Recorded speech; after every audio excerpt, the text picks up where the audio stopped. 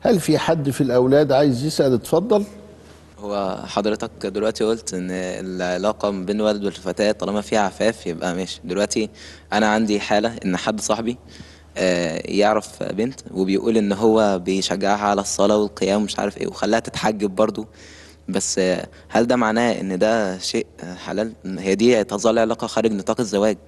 بتقول علاقة خارج نطاق الزواج، العبارة غلط.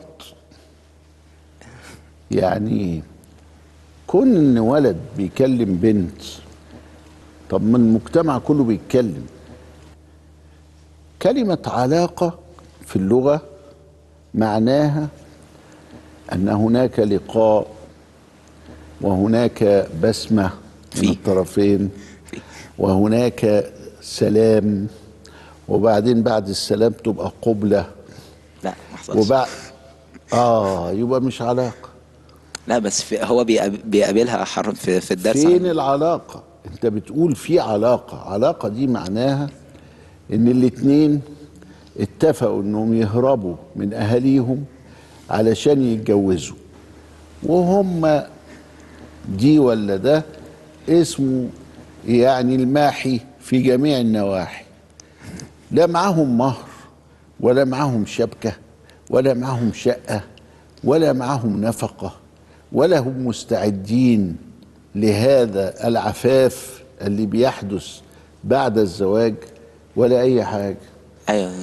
إذا كانت هناك نيات، قلنا اهو النية الصالحة موجودة، وسحلبة سيستم واستدراج، يبقى حرام، يبقى ده مش عفاف.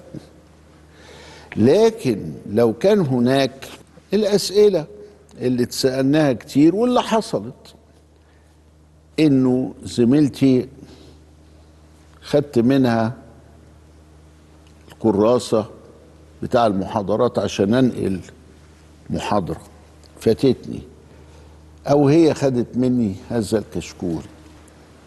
وساعات بتشتكي لي بعض الأحوال اللي هم بيمروا بيها.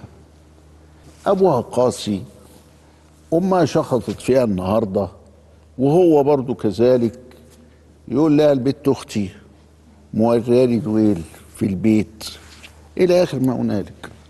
حلال ولا حرام؟ ما كل ده يا ابني عبر التاريخ وفي كل مكان من لدن الصحابة كان بيحصل. بس الأساس بتاعه إيه والمفتاح بتاعه إيه والضابط بتاعه إيه؟ العفاف. هو مش بقول ان في كلام، لا هو في حب. يعني هو بيقول لي انا بحب البنت دي، فده ينفع اصلا؟ ينفع انك انت تحب الخلق كلهم. ماشي، هو مش بيحبها مع حب عمه. هو دلوقتي هو بيقول لي ان انا بحبها. قلت له طب ماشي، ما وبعدين بيقول لي وانا بكلمها علشان احجزها عشان لما نكبر نتجوز. هو قال لي كده. ماشي. ماشي. ماشي ماشي. طب هو القضية انك انت بتقول ايه؟ بتقول وانا قلت له يبعد عنها فهو مرضيش، او انا قلت له اللي قلت للبنت فالبنت هزقتني. هو صعبان عليه ان البنت هزقته، خلي بالكم. لكن هي القضية في منتهى البساطة، هل هناك عفاف ولا مفيش عفاف؟ يتوفر العفاف يبقى كل الحاجات دي. احنا ليه اللي بيقول لك ادام ده بيحب خايف عليه انه يستدرج؟ لكن لو انه هو كان ملتفتا لنفسه واضحا في ذهنه يبقى ماشي. هتفضل بقى تفترض فروض. طب افرض انه اول ما تفرض الحاجة اللي انت حاسس بيها ان العفاف ابتدى يتهز، تيجي منسحب على طول. طب هو ايه مقاييس العفاف المفروض تكون متوافرة؟ لو انا حدت عنها يبقى خلاص انا ما فيش عفاف موجود. يعني ايه المقاييس؟ اول حاجة العلن والسر. هل العلاقة اللي بينكم دي علنية؟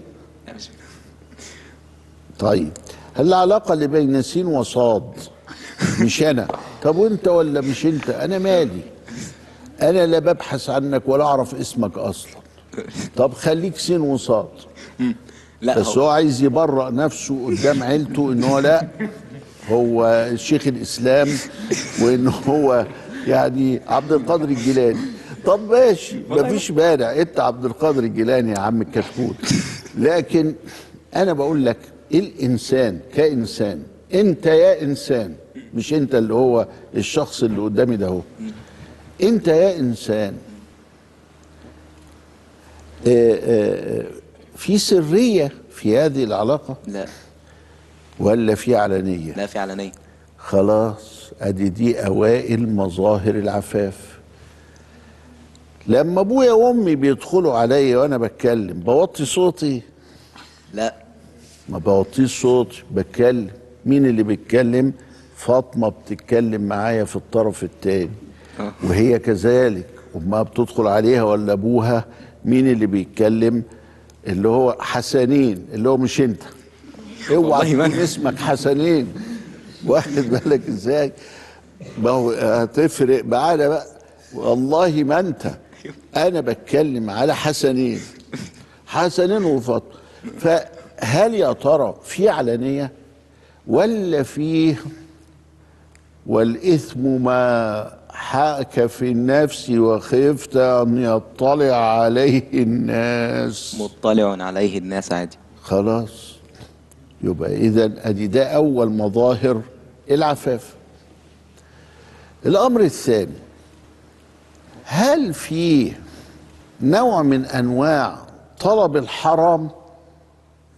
الحرام ده يتمثل في ايه؟ النبي عليه السلام نهانا في الاداب والبروتوكولات بتاعتنا والاتيكيت بتاعنا، اللياقه واللباقه، انه ما نكونش ولد وبنت في مكان مقفول عليهم، ويحتاج الى النظر الخاص. يعني ما اعرفش ادخل عليكم الا لما اخبط كده، يبقى في خلوه. لكن البنت راكبه مع سائق التاكس، هما لوحده، الراجل بيسوق ودي معاه كده، ده عام، ده لا يحتاج ان يستأذن بالنظر. مفيش حد يعني بتاع المرور، الراجل عسكري المرور بيبص عادي، لما نقف في اشاره ببص كده، ببص عادي. ما يقوليش السائق انت ليه بتعتدي عليا بالنظر؟ لازم كنت تستأذن. انا وانا قافل عليا الباب، لو انك بصيت عليا من خرم الباب تبقى انتهكت خصوصيتي. ما ينفعش يا ولاد. الاستئذان بالنظر. البنت جت تصلي في المسجد فلقت فضيلة الإمام بيصلي ومحدش موجود في المسجد. البنت ركبت الأسانسير وواحد ركب معاه، الأسانسير يقف في أي حتة ويستدعى من أي حتة ويتفتح، محدش يقول لو سمحتوا أنا عايز أبص هنا جوه الأسانسير. آدام هو مكان عام، هتقولي العام يعني ايه والخاص يعني ايه؟ الاستئذان بالنظر. عرفنا اهو، ده عام وده خاص. انا لوحدي انا وهي في الطريق يبقى مفيش خلوه، انا لوحدي وهي في المسجد، في الاسانسير، في التاكس، في الشارع، كله ده ما فيهش ايه؟ خلوه.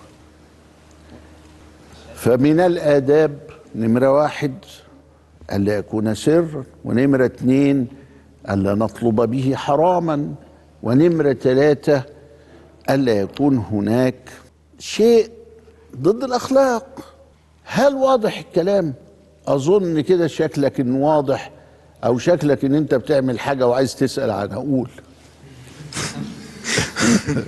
دلوقتي حضرتك بتقول إن الشات ما يعتبرش خلوة ما دام الأب والأهل في علانية ومفيش حاجة حرام. الحرام ده بقى يعني هو الحرام يعني فيه خلوة. لا ثواني، يعني دلوقتي مثلا هو ابعت لها رسالة كاتب لها فيكي بحبك وحشتيني مثلا. بحبك وايه؟ وحشتيني. طب ماشي، وانا هبعت لك ان شاء الله بحبك ووحشتني. انت بالذات تديني نمرتك، وان شاء الله اقول لك بحبك ووحشتني. وحش لما ياكل الوحشين. ايوه، ده بقى اه اللي حصل ده. اه، وابوها عارف. اه. خلاص.